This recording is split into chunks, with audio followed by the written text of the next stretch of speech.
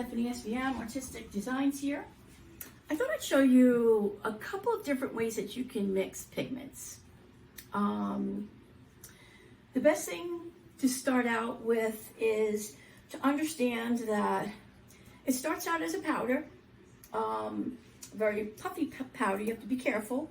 A lot of people do use their respirators or a mask sometimes when they do this, because it does have a tendency sometimes of kind of poofing up and going into your face. But you have to disperse the pigment colors into something wet to just make it like a kind of like a slurry, or just like a little paste, something like that. So there's different types of pigments. This one is the Color Art Primary Elements, and this is from their new line, Frosted Sorbet. I think this is one is from Frosted Sorbet. It's called Tiger Lily. The Frosted Sorbet line is really gorgeous. I probably say that every time I open up their stuff. It really is absolutely gorgeous. So I'm going to show that one. I'm going to show you this little piggy. This is Agapanthus, and this is also a pigment. This is one of their new ones. I'm going to show you that you can actually take mica from a lot of any other lines, and you can create something out of mica. This one's a silver gray. I don't even know what the company name is. It's just called Mica Powder. Hippie Crafters. So I got this from Hippie Crafters, and this is a mica powder, so I can show you that one too. And then, lo and behold, when you go to the dollar store, I know it sounds really funny, but you can find these eyeshadows. And these eyeshadows are actually made up of mica. And I don't know if you've ever looked up mica online and tried to get some information on it, but when you use this as an eyeshadow, it goes on as a powder, and you just brush it on, and then you get your color on your finger. Well, it's on your eyelid, but I'm showing on my finger. So you can actually use that as well, and you can mix that up and create a color. So I started out with putting some of that into the bottom of my cup. Normally I like to disperse my fluid first, but these were a little bit harder to get out. I couldn't get that plastic piece off this one. I had a little hard time, so I kind of just turned it over, and I just kept pouring it in. So then you take, you can do a combination of different things. I like to use one of two things. One is polyacrylic. This is the way polyacrylic looks. This is actually in my Lily Veffy bottle, but next time I do this, I'll pull out a can and I'll show you what polyacrylic looks like. But it's pretty fluid. Or you can use your JoSonja. This is a Gloss Varnish by JoSonja. This is also pretty similar. It's pretty fluid. And even though this looks like it's a cloudy color, it actually clears. It actually dries clear. So using something that can dry clear is going to be one of your best bets. So I'm going to show you with the polyacrylic first. And this is with the stuff from the dollar store. I'm actually just going to throw in a little bit on the top, just enough fluid to disperse the powder.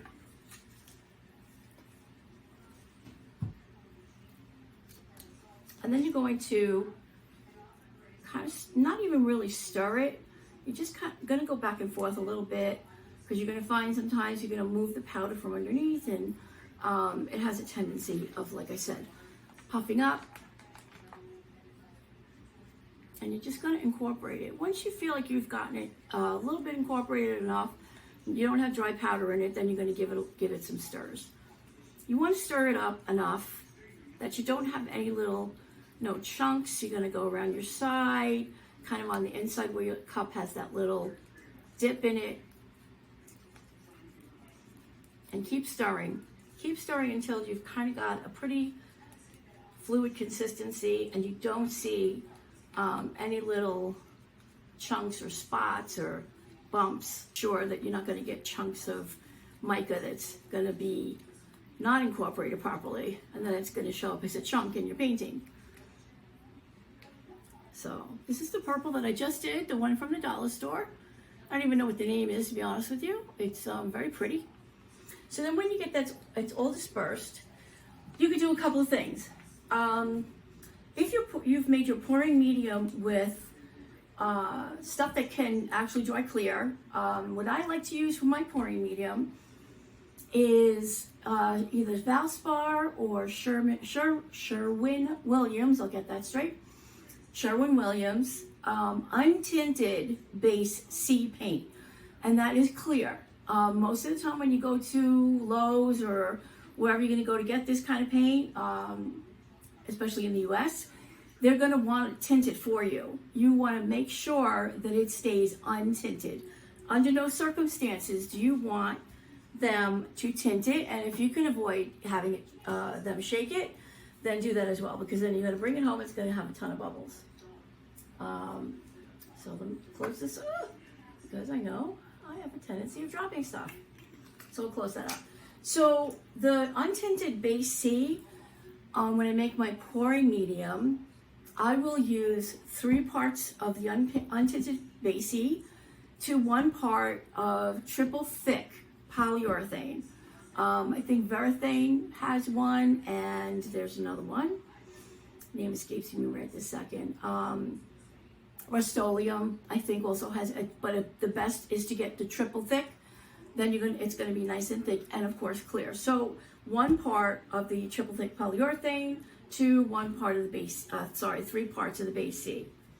And I'll show you what that looks like. So I'll use that here, and it does have like a cloudy look. And just do it this way so I can show you what it looks like.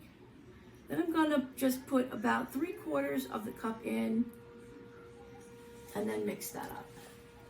Now it does have an off-white color, but it will not dry off-white, nor should it really change the color of your pigments. Your pigments should still be just as strong. Might have it sometimes every once in a while, could get a little slight lightening, but it really shouldn't lighten your pigments very much at all. Make sure you get that thoroughly incorporated. Make sure you got your sides. Get your little spots on sides, great. Scrape your sides. Just get everything in there and incorporate that really well. Mix that really well. So now you can see it isn't just a touch lighter. I don't know why. I don't know whether one of mine might have. Sometimes you'll get the untinted base C that may have a tiny, tiny bit of titanium white in it, even though it says untinted, so you have to double check and look at the ingredients. So that could have been what happened to my base C. It could have just a tiny touch. But this really is a close enough to the color that it's supposed to be. The consistency that I like, especially for blooms, is going to be, it's going to run off the stick, create a mound, and then the mound is going to fall back in. You can see that. There you go. It's going to run off the stick, create a mound, the mound runs back in. This is great for blooms. And there goes my air conditioner. Let's see if I can talk over it. I will try. It is a little bit on the loud side. Sorry, old house. Old house, old air, one of those window air conditioners. So then I usually just, put the cover on, and then I will put down what this is. Oh, I don't know. Dollar store purple. So I know what it is. That is the one I got from the dollar store. And I will be right back. Enamel. Okay, so next one I'm going to do for you is just a little bit on the bottom of the cup. A microphone. Now, my preference is to use a little bit of the JoSonja or the polyacrylic. I like dispersing it utilizing Liberty Copper. Those two, because they're very liquidy. And in this one, I'm going to use my JoSonja Gloss Varnish. Put a little bit on the bottom of the cup. Frosted Sorbet line is just phenomenal. So I'm going to put a decent scoop in there. I'm going to put a decent scoop. I like my cover back up pretty strong tendency, so I will dropping things. I'm going to decent scoops in. They weren't really full. Like moving around a little. I know it seems like a lot, but it really doesn't come out to be as much as you think. Now this is going to create a little more of like a slurry. It's not going to be as loose as if you were using disperse it. Actually, I don't know if you caught that. There was a little bit of my spoon moved just a touch. Sonja puff came up, or polyacrylic. I mean, I can't use a mask when I'm talking. So now it's in there. Now I can still feel though that it has a little bit of grittiness to it as I'm stirring. You can kind of hear it. I don't know the sides. No, you hear the TV upstairs. That's what you hear. And you can tell once you've got it pretty much stirred in, dispersed, giving it a pretty deep stir, getting the size. It looks like getting your little pieces in the dispersed. So now you want to give it a decent amount stir. You're going to throw in the rest of your sides. You want to make sure you've enamel, kind of powder. I don't know if you can. I'm sure it's hard for you to see, but a little bit of powder just came off the side as I scraped. Want to make sure you're getting all of that off. You also want to make sure you're getting into your little sections of your cup. See that shine coming through. Those little dips has like this pearlescent. And then just keep stirring. Stir enough so that you can see there's no little chunks left. Has actually some new stuff. Make sure you get some bubbles because obviously we're stirring this pretty vigorously, so you're going to see bubbles. But I think you can tell the difference between the bubbles and the chunks. Really cool. And the chunks are little.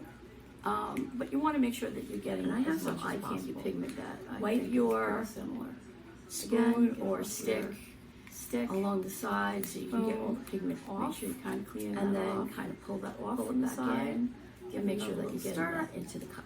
And then you should be good. So now when you're ready, the other thing you could do is instead of the pouring medium of the base C and the triple thick polyurethane, you can use vivid enamel, and this is from Color Art. And this is how it comes. Usually when you order a set from Color Art, you'll get sometimes one or two, and it usually will be these two. You'll get the vivid enamel and the vivid polypore, and you'll get either one or both of these depending upon the set. And you can use either one of these. So I'm going to use both. Right now, I'm going to use the vivid enamel. I would show you here. The one that I kind of thought was very similar to the new Color Art. This one. So I'm just going to do that upside down. And then use the rest of this. This one's from eye candy. You can just fill that up to 3/4 of the cup. This is a 2-ounce cup. I can't wait to use this. You want to make sure you've got enough space to stir that. For some reason, this one really just caught me. And I can also tell you, when you use a vivid enamel, this is going to be absolutely clear. It's going to dry clear, and you're going to see it's going to mix clear. And you are going to get the true color of whatever your pigment is that you're utilizing. I got it. I haven't tried that one yet. I have to try that one out because you're getting your size. Look at the difference between this. This is really more of like a sparkle. And even though this has sparkle in it, there's still a lot of mica. I'm not sure how well this one will disperse in, let's try it. And it's what the heck? Now, you could have probably used to disperse it into some stickful or spoonful of the pigment. I used 2, but I really like the color that I get from using that little bit extra. And hopefully you can see all of that. And that shine, it's really beautiful. And again, like I said, wipe off your stick, get everything off, or your pigment off. Get it absorbed anyway. You don't want to leave that stuff. That's good stuff. I'm going to try to disperse this and see what happens. Just kind of get it off the side of your cup and stir it back in. Now, this is pretty much pure. So that's this one. Sparkle. And this was just, this was the black diamond. A little more in there. Pigments. I have to tell you, when you use this in resin, I mean, this is really what they were made for. These pigments, not made for, but they really were incorporated and put together to be utilized in resin, and they are phenomenal really in resin. Very easy. And I wonder if I can show you one. JoSonja. Hold on, give me 1 second. I'm going to show you something I did very much. And this has definitely got a little grittiness to it, so it really does have a lot of the sparkles in it. You can see. Look at that. So this is my something I made I want to try to keep it And I as clear as used, possible. I think I used the copper in there, and I don't know, you can see it all in here. And the way it just produced a whole bunch of lacing, and it is just really keep the really gold enamel. pretty. I used glass, Just put a little bit on the bottom of the cup. fire glass. Now, And my preference crystal is to use a little bit of the put the gold on the JoSonja sides. I or the mean, this is polycrylic. really something I that like came out dispersing pretty. it and I utilizing really it. like it. And Those two, see the because they're crystals in very there. liquidy. I had a large piece of crystal. And look at that. But you can see the way some of this in the These copper actually forces came out. sorbet in the line painting itself is just when using phenomenal. resin. It was really, it's really Put a beautiful. decent scoop in So there. that's the black diamond I think that's Liberty Copper. Okay. Now Cover I'm back gonna up go to to tendency of dropping things. I'm going to cover that. make sure I'm writing on you because I will forget. Just kind of like move it around a little bit. Make sure it's going into the liquid. Now this is going to create a little more of like a slurry. There you go. It's not going to be as loose as if you're using the. All right, so now I'm going to show you a JoSonja or polycrylic primary element. So Color now art, it's in there. Now, this I one, can like I still said, is feel from that it their has a little bit sorbet of line, Tiger Lily is what grittiness it's to called. it as I'm stirring. You can kind of hear it. I don't know if you can read it. It's called Tiger Lily. Going to show you that you can actually use your But vivid once you've enamel, got it pretty much stirred in, and disperse it giving into it a the pretty enamel decent stir, getting the by sides, itself. getting Just your put a little bit on the bottom of the pieces cup. Now this didn't really keep the gold, but it definitely kept the sparkle. So I'm thinking that this probably does really, really well in resin. Much better in resin, I'm sure. But we can definitely try to use this in a painting. And you can see the glitter all throughout, and it probably will dry clear and will be very glittery. It just is not going to have the color of the gold in it. All right, that's that one. What was that called? Black Diamond. Golden Galaxy.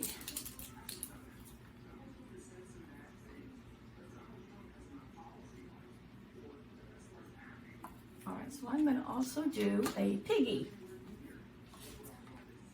These are really good ones. I might even want to use these in my next pour.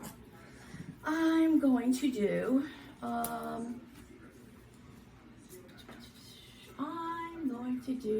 Agapanthus. Oh no, sorry. Hammerhead.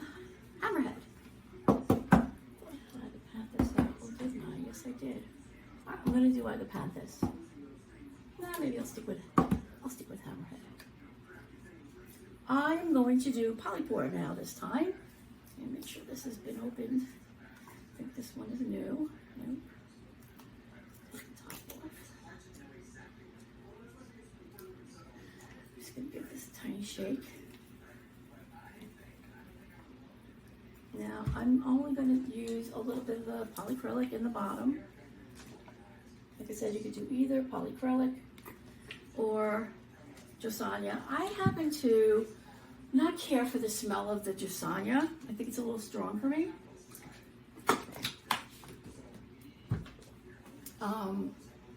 Which is why I like the polycrylic. So that is a nice alternative to have something that doesn't have as much of a smell, like a paint smell. All right, so Hammerhead, here we come. There's a nice big scoop of Hammerhead. Shut that up. Shut that up. Incorporate it. Go slow. And you know, it's funny when you do these and you take them out with your spoon, you can tell which ones are very much like a mica. It's very, very thin. They have very, very small grains compared to some that have bigger grains that seem a little more gritty. The smaller grains, I think, seem to incorporate and mix really well. So getting that all incorporated. So now I can give it a pretty decent stir. I'll just do this, I don't know, a minute. just to make sure it's stirred up enough. Like I said, you don't want any chunks or little pieces that are left over of just pure mica. All right, and now I'm going to put more of my polypore in.